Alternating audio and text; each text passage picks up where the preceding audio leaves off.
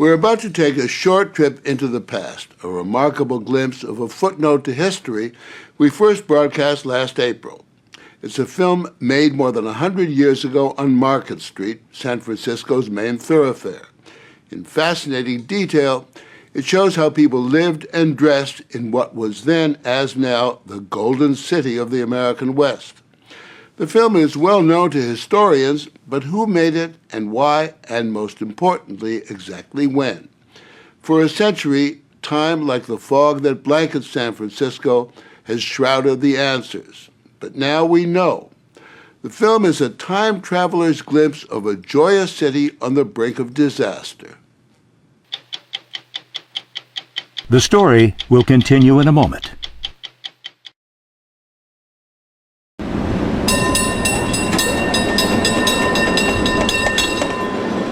Our trip into the past begins on a San Francisco streetcar built in 1895.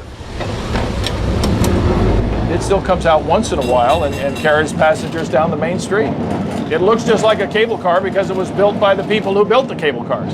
Our tour guide is Rick Labshire of the Market Street Railway, a nonprofit group that keeps the city's vintage trolleys rolling. This is the main artery of San Francisco and always has been.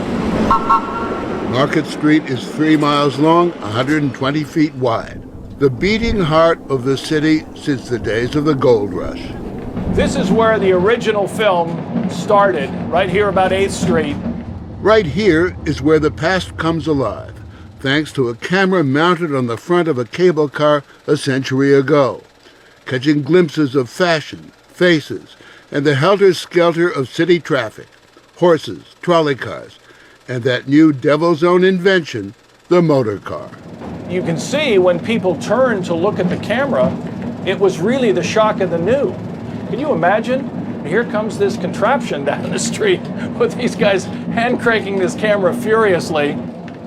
Others had made films of San Francisco starting in the 1890s, but this cameraman had the good sense to simply turn it on and leave it on.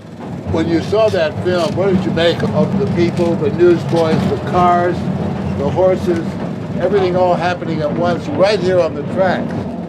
Yeah, I mean, you can see that people would circulate wildly and they're just kind of wandering across the street. You have these huge drays led by teamsters with 4, sometimes 8 horses hauling along.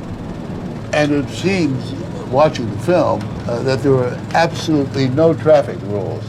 It seems like it. Sort of people, it was optional to stay to the right. But, you know, it seemed to be honored in the breach. People will tell you today that Market Street is still that way.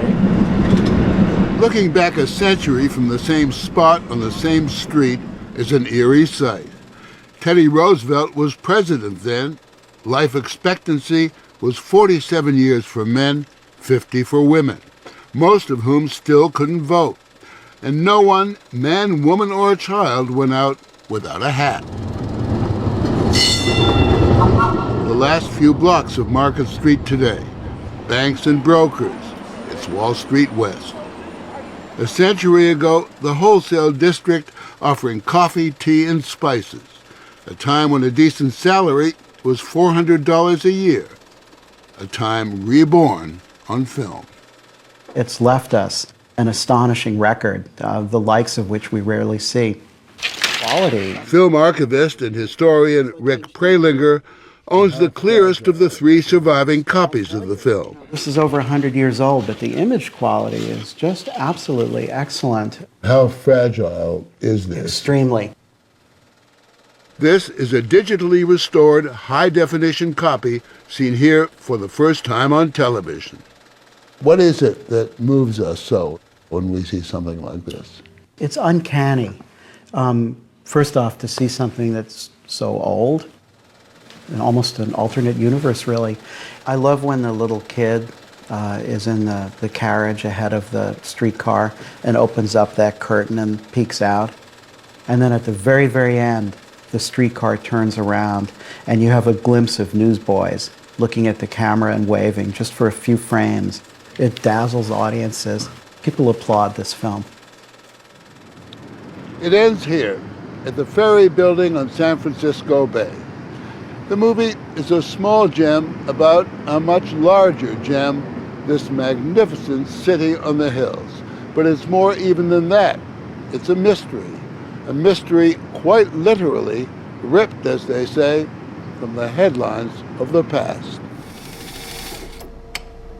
It just seemed like it was an important enough film that something must have been written about it somewhere, and why not try and figure it out? I'm like that. David Keene is another movie historian, a man obsessed with unlocking the secrets of the Market Street film, who spent days, weeks, months at the San Francisco Library scanning old newspapers for clues.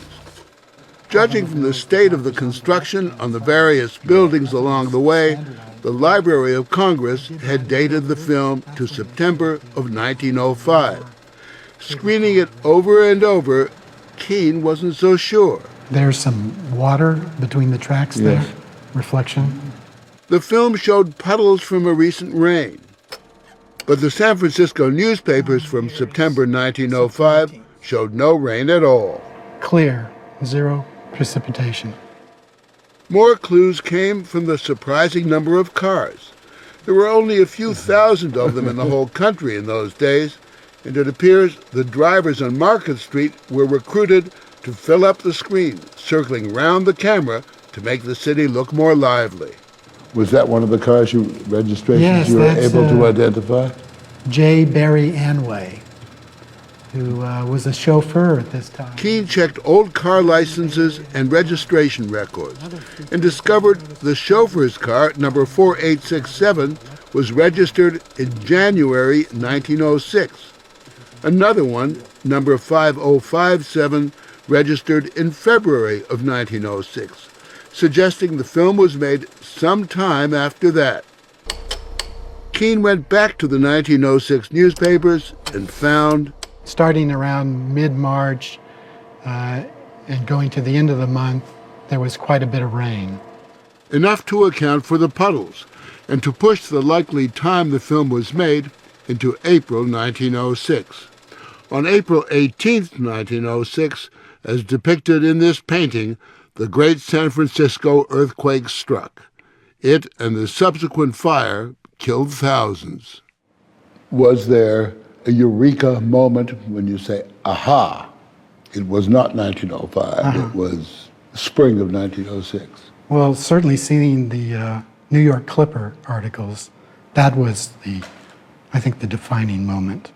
Dramatic vaudeville circus. The New York Clipper was a showbiz paper where actors, jugglers, songwriters, and movie makers advertised their wares, and where Keene found a series of ads from the Miles brothers, filmmakers offering movie houses a travelogue called A Trip Through Market Street.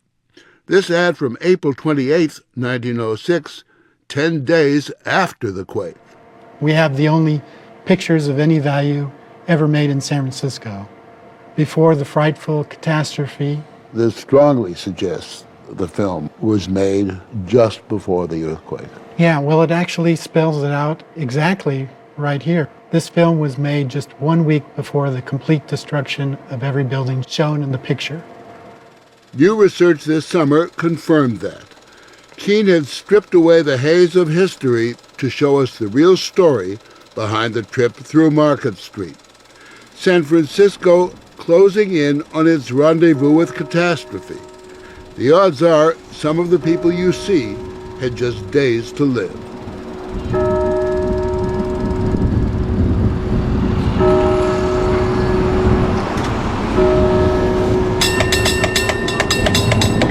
When you look at that film, all you can think of is what was about to happen. It takes on a power that is almost inconceivable, because you can look at the buildings and know with certainty that almost all disappeared.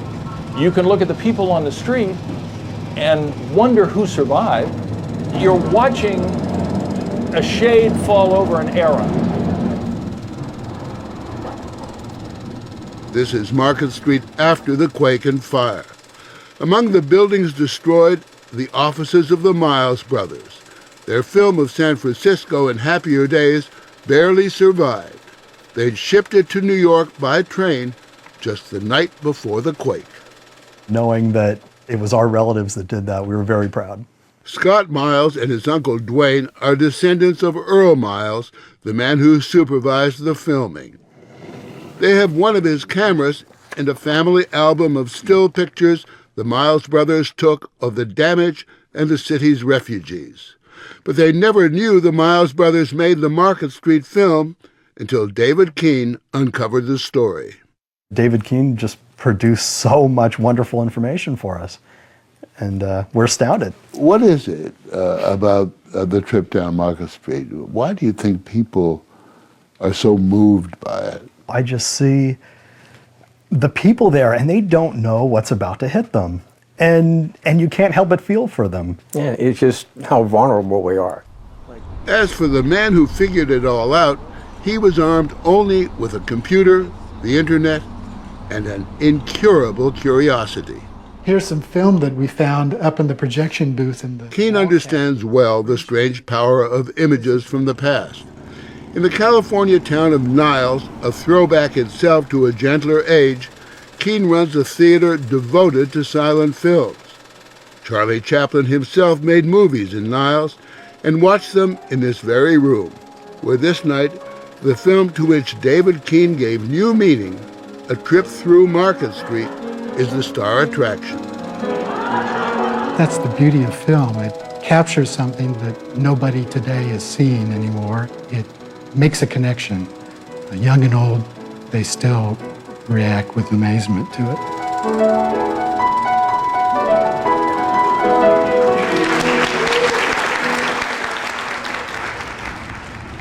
And 30 miles across San Francisco Bay, the ferry building still welcomes travelers.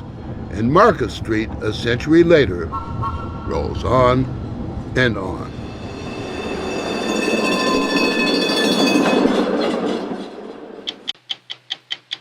Go to 60minutesovertime.com to take a journey back in time and see the whole film, A Trip Down Market Street, sponsored by Pfizer.